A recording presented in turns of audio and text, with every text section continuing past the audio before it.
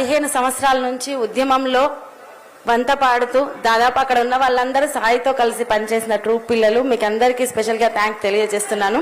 హరీష్ అన్న ముఖ్య అతిథి మాట్లాడే ముందు ఒక 2 నిమిషాలు, ఎందుకంటే చాలా మంది కృతజ్ఞతలు తెలియజేసుకోవాల్సిన అవసరం ఉంది. అందరికీ నమస్కారం.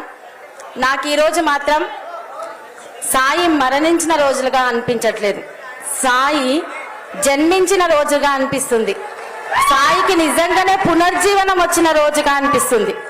ఉద్యమకారుడు, కవి, గాయకుడు సాయి ఈ అమరచింత బిడ్డ అని నేను గర్వంగా చెప్తున్నా.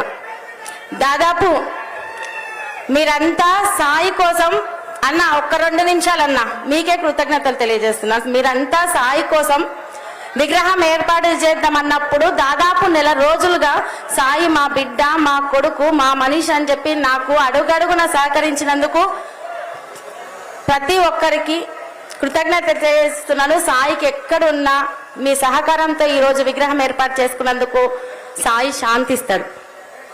ఒక ప్రేమించిన మనిషి దూరం అవుతుంది, ఆ బాధ ఎట్లుంటుందో, ఆ నరకం ఎట్లుంటుందో మాటలో చెప్పలేం. అది అనుభవిస్తే కానీ తెలియంది. ఆ అనుభవం ఎవ్వరికీ ఉండొద్దని నేను మనసు కోరుకుంటున్నా.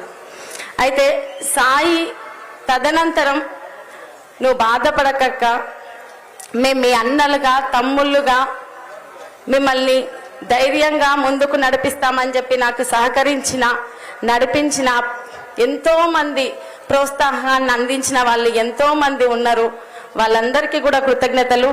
మీ అందరి ప్రేమాభిమానాల్ని సాయి మీద ఉంచి సాయి ఆశయ సాధనలో నన్ను నడిపిస్తున్నందుకు నేను చేతులెచ్చి జోడిస్తున్నాను.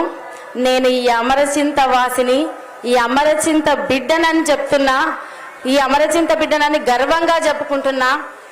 అయితే సాయి తర్వాత నాకు అడుగడుగు నా ప్రతి దారిలో నువ్వు నడువు బిడ్డ నేనున్నానని చెప్పేసి సొంత అన్నలా సహకరించిన హరీష్ అన్నకు ప్రత్యేకంగా ధన్యవాదాలు తెలియజేసుకుంటున్నా.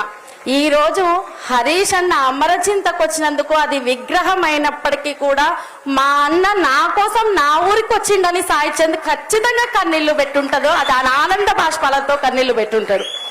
ఎందుకంటే కన్నీరు ఎక్కడుంటే తన్నీరు అక్కడ ఉంటాడు. అది నాయకుడైనా, సాధారణ కార్యకర్త అయినా, ఎవరైనా సరే వాళ్ళ కుటుంబాల్లో కష్టం వచ్చిందంటే అక్కడ హరీష్ అన్న ఉంటాడు. మొట్టమొదట సాయి చంద్కి అలా జరిగినప్పుడు హాస్పిటల్కి వచ్చి, కేర్ హాస్పిటల్కి వచ్చినప్పుడు హరీష్ అన్న బాధపడింది, ఏడ్చింది. ఎప్పుడు తలుచుకున్నా కూడా మా గుండెలు బరువెక్కి, ఇక ఆ సందర్భాన్ని గురించి మేము గుర్తు చేసుకుంటే ఆ బాధ వర్ణించడం అనేది వర్ణనాతీతం.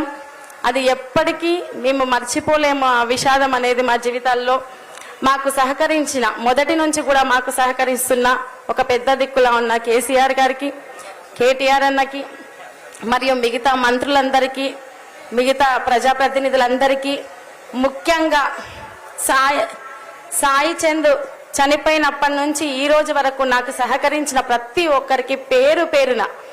ఎందుకు ఆ విగ్రహం ఊరి మధ్యలో బస్టాండ్ దగ్గర రోడ్డు మీద పెట్టానంటే సాయి చంద్ చరిత్రను ప్రతి ఒక్కరు తెలుసుకోవాలి. అసలు సాయి చంద్ ఎలా ఎదిగాడు, తన సొంత గ్రామం నుంచి వెళ్ళి ఎంత ఉద్యమ స్ఫూర్తితో వెలిగాడని చెప్పేసి సాయి చంద్ ఆలోచన విధానంతో కూడిన 100 మంది సాయి చందులు తయారు కావాలని చెప్పి నేను ఆ విగ్రహం ఏర్పాటు చేయాలనుకున్నాను. దానికి ఎంతో మంది సహకారం అందించారు. అందరికీ ధన్యవాదాలు. ఇక్కడ నాకు సహకారం అందించిన మీడియా మిత్రులకు, కళాకారులకు, ఈ గ్రామంలో ఉన్న ప్రతి ఒక్కరికి, తెలంగాణ వ్యాప్తంగా సాయిని అభిమానించి నన్ను ప్రోత్సహిస్తూ నన్ను ముందుకు నడిపిస్తున్న ప్రతి ఒక్కరికి పేరు పేరున ధన్యవాదాలు తెలియజేస్తున్నాను.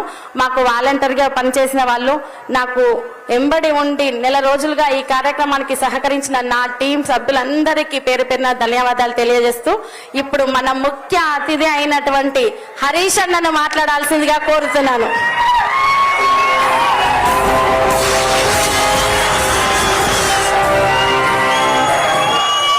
జోహార్ సాయి చంద్.